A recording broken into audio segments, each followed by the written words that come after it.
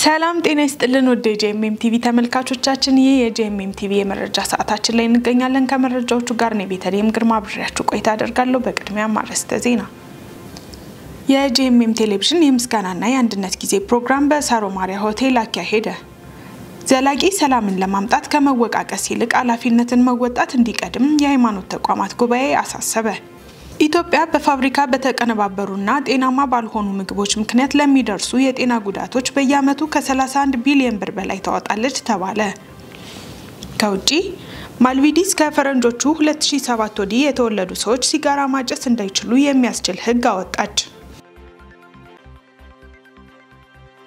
እንድትከታተሉን እየጋበዝኩ ወደ ዝርዝር መረጃዎቹ አልፋለሁ የጄኤምኤም ቴሌቪዥን የምስጋናና የአንድነት ጊዜ በሳሮ ማሪያ ሆቴል አካሄደ ዝርዝሩን ዳንኤል አንተነህ እንደሚከተለው ያቀርብልናል የጄኤምኤም ቴሌቪዥን የምስጋናና የአንድነት ፕሮግራም በሳሮ ማሪያ ሆቴል አካሄደ የጄኤምኤም ቴሌቪዥን ላለፉት 10 ዓመታት በመላው ዓለም የወንጌል ተልዕኮን በማድረስ እንዲሁም ለብዙዎች ነፃ መውጣት ምክንያት የሆነ የሚዲያ ተቋም ነው ሰኞ ጥቅምት 24 ቀን 2018 ዓ.ም በሳሮ ማሪያ ሆቴል በተዘጋጀው የጄኤምኤም ቴሌቪዥን የምስጋናና የአንድነት ፕሮግራም ላይም ጥሪ የተደረገላቸው እንግዶችና አጋር አካላት እንዲሁም በሚዲያ ተቋሙ ላይ መንፈሳዊ አገልግሎት የሚሰጡ የተለያዩ የአብያተ ክርስቲያናት አገልጋዮች ሚኒስትሮችና ድርጅቶችም ተገኝተዋል የመክፈቻ ፕሮግራሙ በጸሎት ያደረገው መርሃ ግብሩም በዘማሪ መጋቢ ወርቅነህ አላሮ ዝማሬ ቀርቦ ጉባኤውም እግዚአብሔርንም አምልኳል በመቀጠልም የጄኤምኤም ቴሌቪዥን የሚዲያ ዳይሬክተር የሆኑት ወንድም መሳይ አለማየሁ የእንኳን ደህና መጣችሁ መልእክት በማስተላለፍም ጄኤምኤም ቲቪ አገልግሎቱን በመጋቢ አንፍሬ አሊጋዝ የተመሰረተና አገልግሎቱን መስጠት ከጀመረ 10 ዓመት ያስቆጠረ መሆኑን በመግለጽም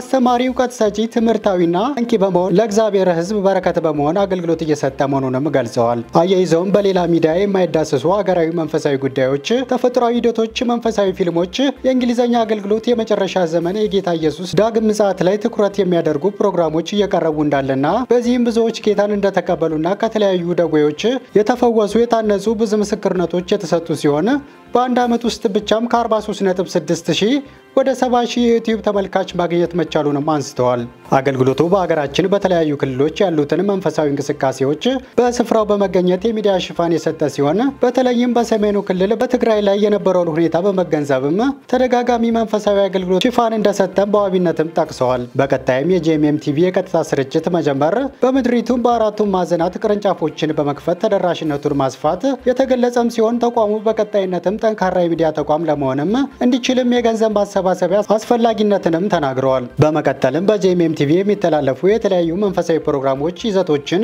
የሚዳስስ አጭር ቪዲዮም ለታዳሚያንም ቀርቧል የእግዚአብሔር ቃል መልእክት በወንጌላዊ ወንድፍራው ተካ እግዚአብሔር ያዘጋጃል በሚል ርዕስም በዘፍጥረት 22:18 ያለውን ቃልም አካፍለዋል በመጨረሻም ለጄኤምኤም ቲቪ ለቀጣይ አገልግሎት የሚሆን የገንዘብ ማሰባሰብ አገልግሎት እየሰጡ ያሉ ተቋማትም ስለ ጄኤምኤም ቲቪ አገልግሎት አስተያየታቸውንም ሰጥተዋል እንግዲህ በቀጣይ ይሄ ቢሰራ የምለው የሰማቸው ነገሮች ራሱ በጣም ሚስቡ ናቸው ኦንላይን ስብከቶችን በቀጥታ ለሰዎች ማድረስ እንግዲህ በዚህ ዙሪያ ላይ ለመስራት መነሳቱ የቲቪ በጣም ደስተኛ ነኝ ይሄ ደግሞ ይበልጥ ወንጌልን ያሰፋዋል በየ ዳይሬክት ሰዎች ወንጌልን የሚሰሙበትና ፈውስን የሚያገኙበት መንገድ ይከፍታል በየ አምናለሁ አቀራረቡ እጅግ በጣም ደስ የሚልና ለየት ያለ እንዲሁም ደግሞ ለወንጌል ለእግዚአብሔር ስራ የሚያነሳሳ ስለመጨረሻው ዘመን ትክክለኛ እይታ እንዲኖረን ክርስቲያኖችን የሚያነቃቃ ቴሌቪዥን ሆኖ አግኝቻለሁ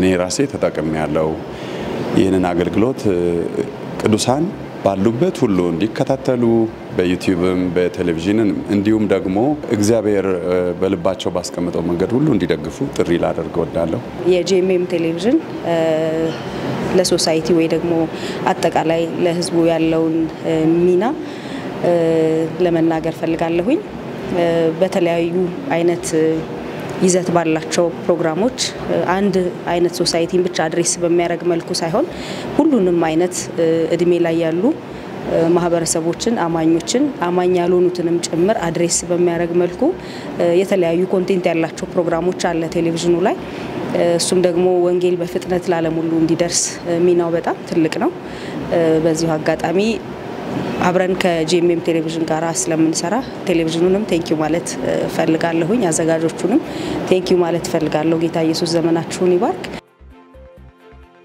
በኢትዮጵያ ሙሉ ወንጌል አማኞች ቤተክርስቲያን በማዕከላዊ ምዕራብ ሸዋ ክልል የወንጌል ስርጭት ኮንፈረንስ ተካሄደ። በኮንፈረንሱ ላይ የክልሉ ፕሬዝዳንት ፓስተር ከበደ ይልማ፣ የቤተ እምነቱ የልማት ኮሚሽን ኮሚሽነር ፓስተር ብርሃኑ ታረቀኝ፣ ጥሪ የተደረገላቸው እንግዶች፣ አገልጋዮችና ከ20 ሺህ በላይ ምዕመናን ተገኝተዋል። የወንጌል ስርጭት ኮንፈረንስ ከጥቅምት 19 እስከ 23 2018 ዓ.ም ለተከታታይ 5 ቀናት በማዕከላዊ ምዕራብ ሸዋ ክልል ስር በሚገኙ የሙገርና አካባቢው አጥቢያዎች በአንድነት በመናኸሪያ ሜዳ ላይ ያካሂደዋል። በወንጌል ስርጭት ኮንፈረንስ ላይ በሺዎች የሚቆጠሩ የከተማው ነዋሪዎች የምስራቹን የወንጌል ቃል ሰምተዋል።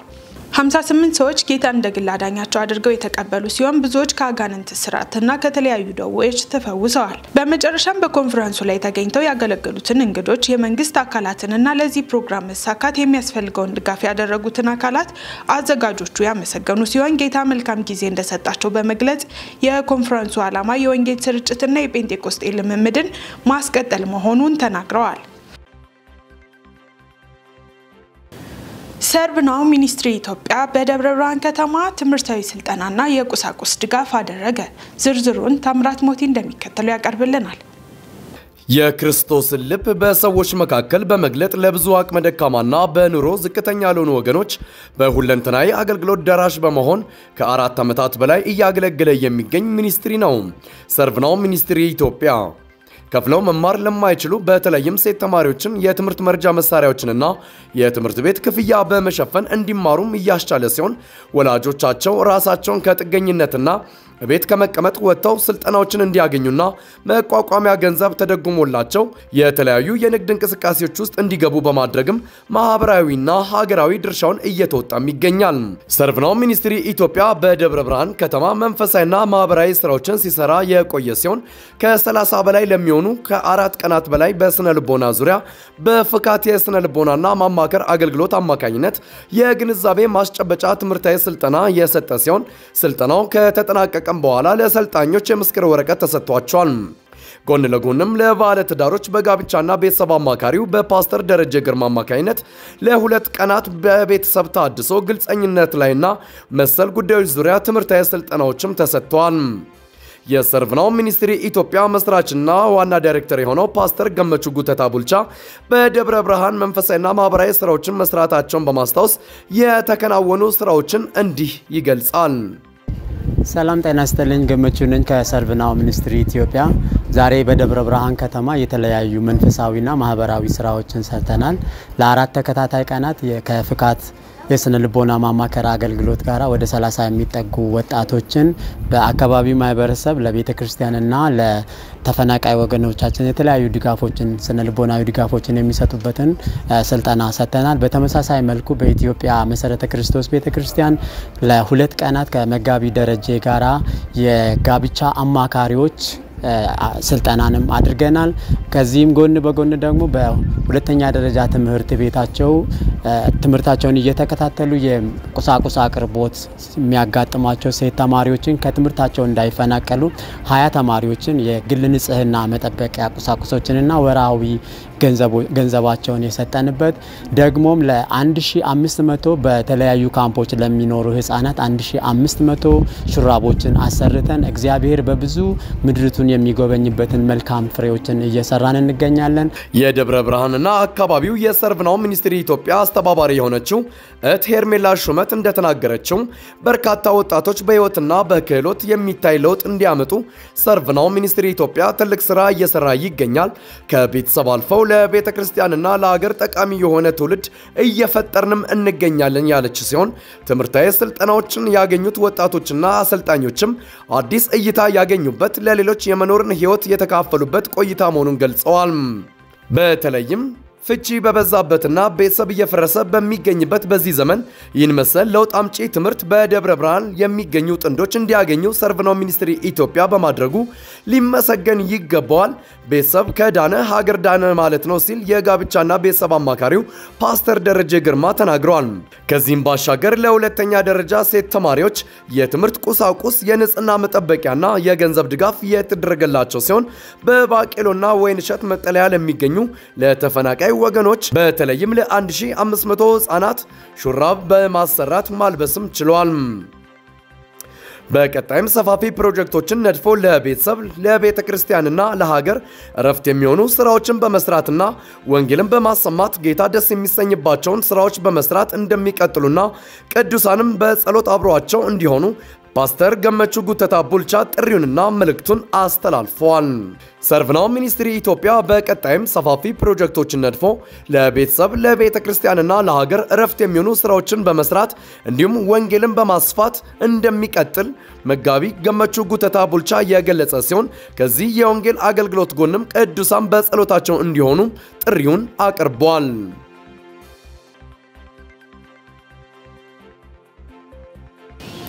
ዘላቂ ልማትን ለማምጣት ከመወቃቀስ ይልቅ ኃላፊነትን መወጣት እንዲቀድም የሃይማኖት ተቋማት ጉባኤ አሳሰበ።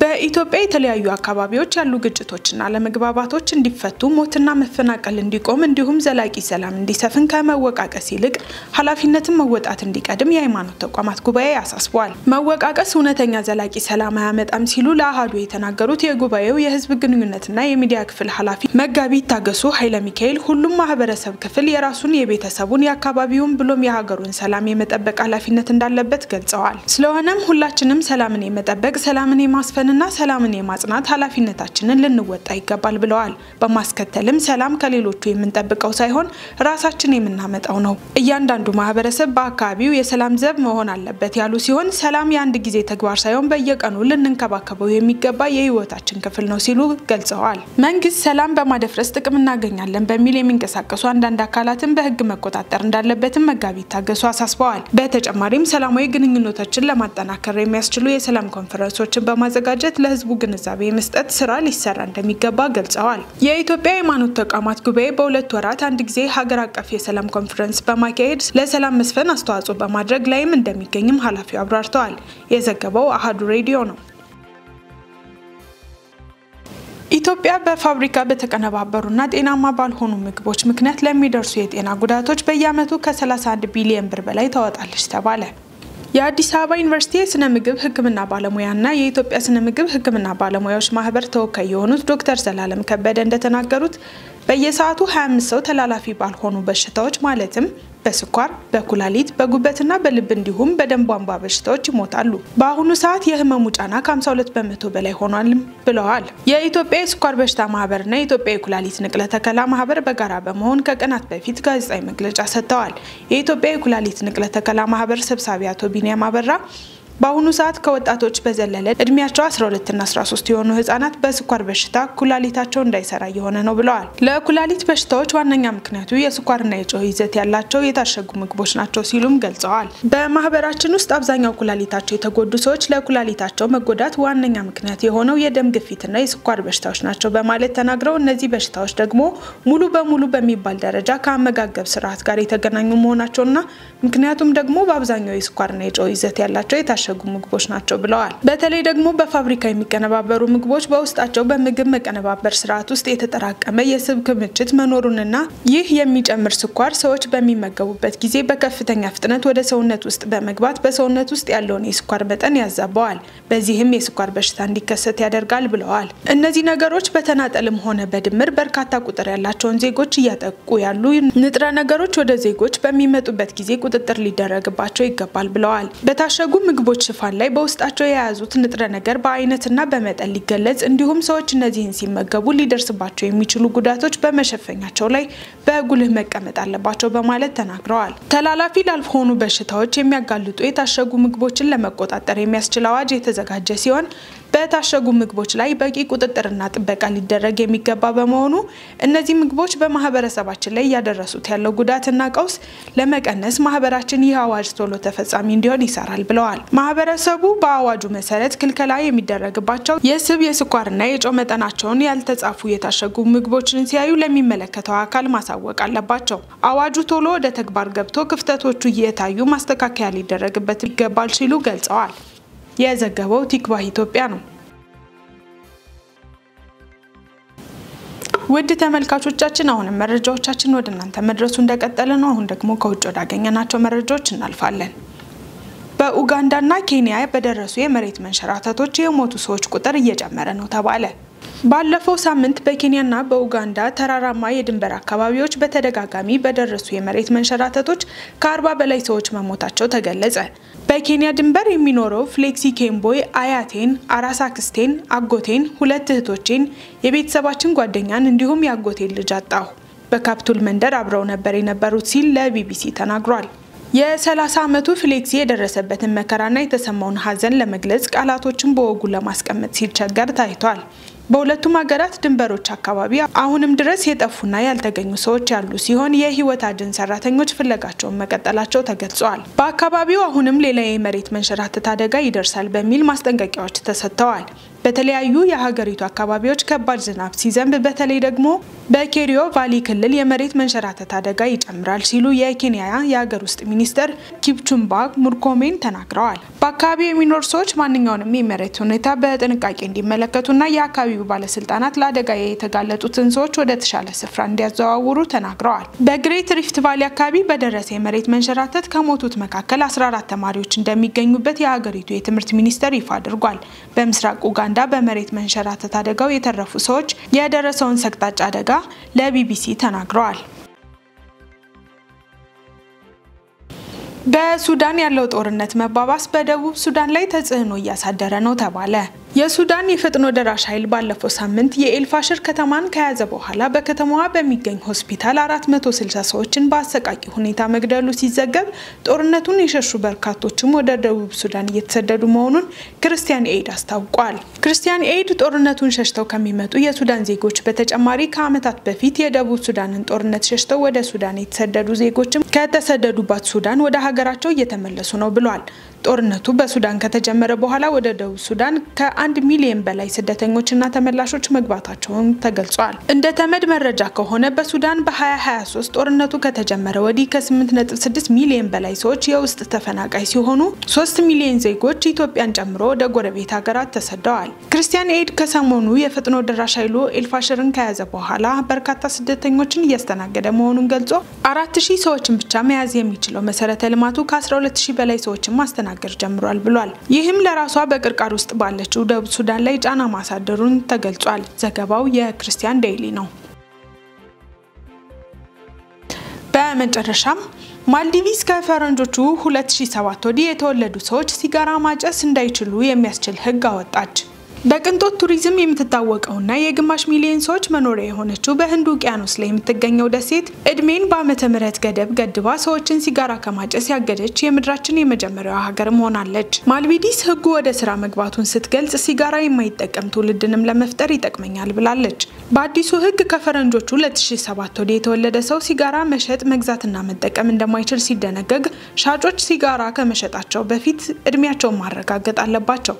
ህጉ ወደ ሀገሯ ለጉብኝት በሚመጡ ሰዎች ላይ ተፈጻሚነት አለው ያለችው ማልዲቪስ ሲጠቀሙ የተገኙና ከ2007 በኋላ ለተወለዱ ሰዎች የሚሸጡ ሻጮችም ቅጣት ይጠብቃቸዋል ብላለች። በተመሳሳይ ሁኔታ ማልዲቪስ የኤሌክትሮኒክ ሲጋራና ተያያዥ ማጨሻዎችን ወደ ሀገሯ እንዳይገቡ ስታግድ ሁሉም ሰው እነዚህን መጠቀም እንደማይችልም አስታውቃለች። ከዚህ በፊት ኒውዚላንድ እንደዚህ አይነት ህግ ብታወጣም ከዓመት ባነሰ ጊዜ ህጉን መሻሯ ሲነገር ብሪታንያ ተመሳሳይ ህግ የማውጣት ሂደት ላይ ነች ተብሏል። ዘገባው የኤኤፍፒ ነው። የተወደዳችሁ ተመልካቾቻችን የዕለቱ መረጃዎች ከማጠናቀቃችን በፊት አርዕስተ ዜናዎችን ላስታውሳችሁ። የጄኤምኤም ቴሌቪዥን የምስጋናና የአንድነት ጊዜ ፕሮግራም በሳሮ ማሪያ ሆቴል አካሄደ። ዘላቂ ሰላምን ለማምጣት ከመወቃቀስ ይልቅ ኃላፊነትን መወጣት እንዲቀድም የሃይማኖት ተቋማት ጉባኤ አሳሰበ።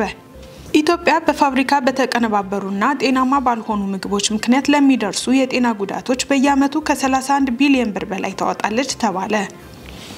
ከውጪ ማልዲቪስ ከፈረንጆቹ 2007 ወዲህ የተወለዱ ሰዎች ሲጋራ ማጨስ እንዳይችሉ የሚያስችል ህግ አወጣች። ውድ ተመልካቾቻችን ለዕለቱ ያዝንላችሁ መረጃዎች እነዚህን ይመስሉ ነበር። ከመረጃዎቹ ጋር ነው ቤተልሔም ግርማ አብራችሁ ቆይታ አድርጌያለሁ። ያዘጋጁላችሁ ደግሞ ነጻነቱ አቁማና ዳንኤል አንተነ በጋራ በመሆን ነበር። ከቀሪ ጄኤምኤም ዝግጅቶች ጋር መልካም ጊዜን ተመኘው። ሰላም።